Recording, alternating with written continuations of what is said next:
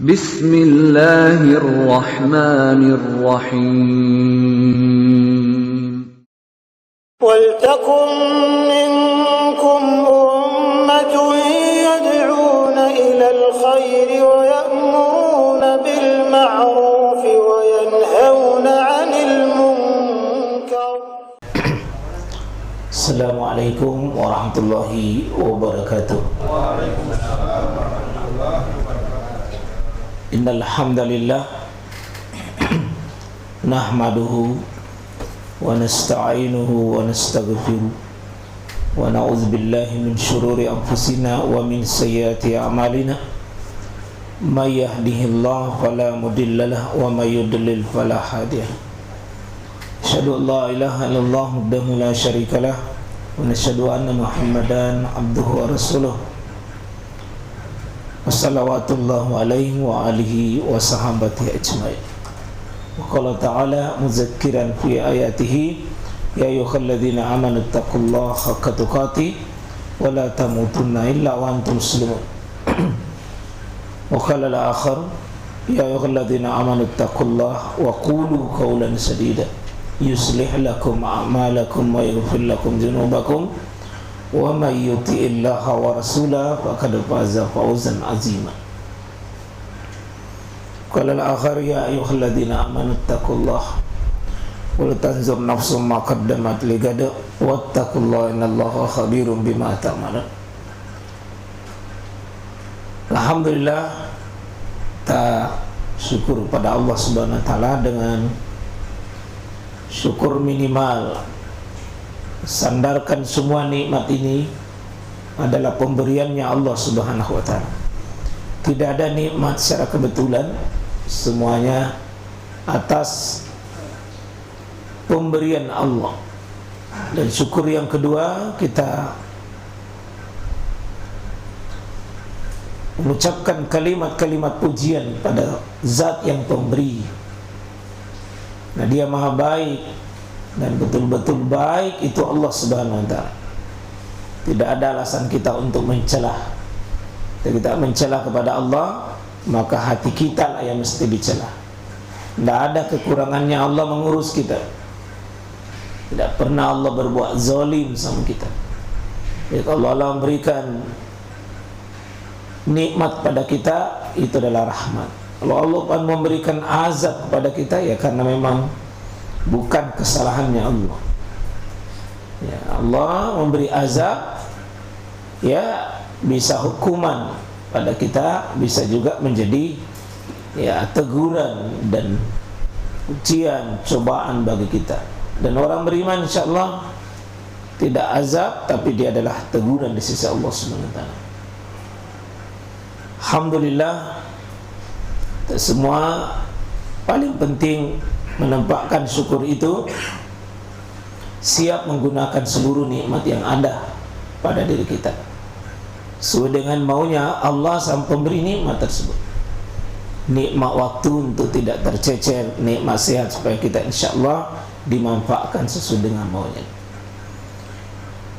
Kita iringi juga dengan banyak berdoa ya sekalian, ya, supaya mudah-mudahan insyaallah pertama amalan-amalan kita diterima. Ya, mudah-mudahan pada pagi hari ini kita lulus menggunakan waktu-waktu yang berjalan sesuai dengan yang Allah inginkan pada kita. Kita hari ini berlomba dalam kebaikan, berlomba dalam amal soleh, lomba menggunakan apa yang Allah Subhanahu wa taala berikan pada kita semua. Ya. Alhamdulillah, kita kembali lanjutkan pengajian materi kita seperti biasa. Ya, kita masih di kajian tentang virus futur, dan kita sudah masuk di penyebabnya. Ya, saya kira sekaligus sebagian itu terapinya dengan mengetahui sebab kenapa kita kena virus, yakni virus melemah, virus kendor dalam semangat beribadah, ya, virus kendor semangat berilmu, semangat berdakwah, semangat ketaatan. Ini potensi semua manusia. Nah, itu sesudah Ramadan, nampak kita segar-segarkan ini supaya insyaallah Jangan kita menjadi korbannya. Jangan cuma sibuk virus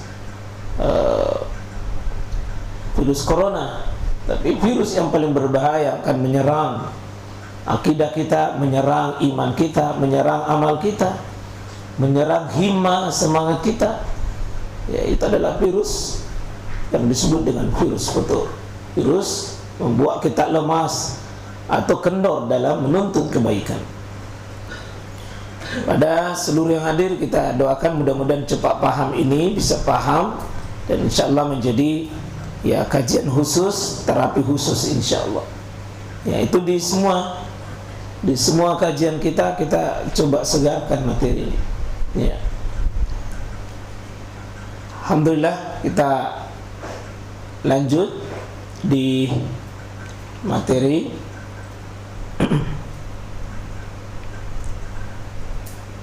Kita masih di sebab futur. Kenapa ada orang yang rajin ke majelis taklim tiba-tiba hilang? Ya, kenapa biasa rajin sholat malam tiba-tiba salat subuhnya saja terlambat?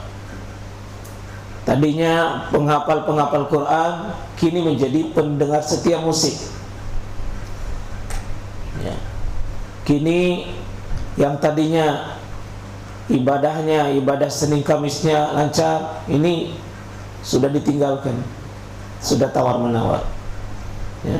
Yang tadinya girah dan semangatnya untuk membela akidah tauhid, kini malah dia menjadi pelanggannya melanggar syariat. Ya, biasa kita dengar tadinya dia rajin ke masjid, sekarang dia rajin ke pos ronda, rajin ke warnet. Tadinya mushaf di tangannya, sekarang HP melulu. Ya. Yang tadinya tasbih dan zikir, sekarang ya kata-kata yang sia-sia keluar dari mulutnya. Ya, tadinya panjang jilbabnya, kini jilbab pendek, bahkan sebagian ada yang nekat membuka. Oh, dia berani mengatakan tidak ada gunanya semuanya. Ini adalah bentuk futur yang sangat luar biasa. Ya. Ada yang tadinya rajinnya bersedekah luar biasa, membiayai persoalan keumatan luar biasa, kini jangankan bersedekah, zakatnya pun dia tahan. Ya. Dan seterusnya. Sekarang kalau kita lihat fenomena manusia yang kena penyakit futur itu beragam sekali. Ya. Tadinya selalu saf pertama, kini saf 3, saf terakhir, bahkan dia tidak punya saf lagi. Ini ciri-ciri ada kelainan yang melanda pada dirinya. Ini yang disebut dengan bahasa kita fatrah atau futur, atau ya orang yang kehilangan semangat, kehilangan identitas sebagai seorang muslim. Dan kita mau terapi insyaallah. Bagi ibu-ibu, ya kita berharap ya membaca ini penting. Siapa tahu suami kita kena, anak-anak kita kena, atau diri kita yang kena.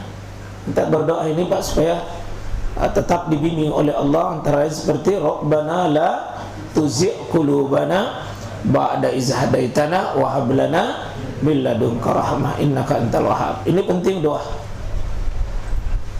Nabi sebelum berinteraksi, berdoa dan berdialog dengan kaum Najran, kaum Nasrani, ya, jadi ini penting Pak ya. Jadi ada pertahanan.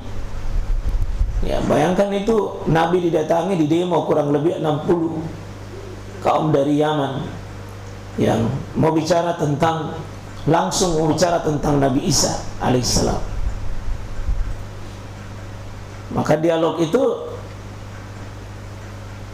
di awal surah Al-Imran sampai ke belakang itu kurang lebih 80 ayat itu tentang masalah Nabi Isa alaihissalam.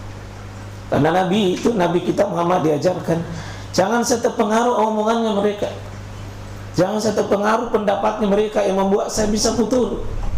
Nah itu maka Nabi diajarkan doa oleh Allah, Rabbana la tuzigh qulubana, ya Allah jangan kau gelincirkan, belokkan hatiku, pendapatku, keyakinanku, imanku.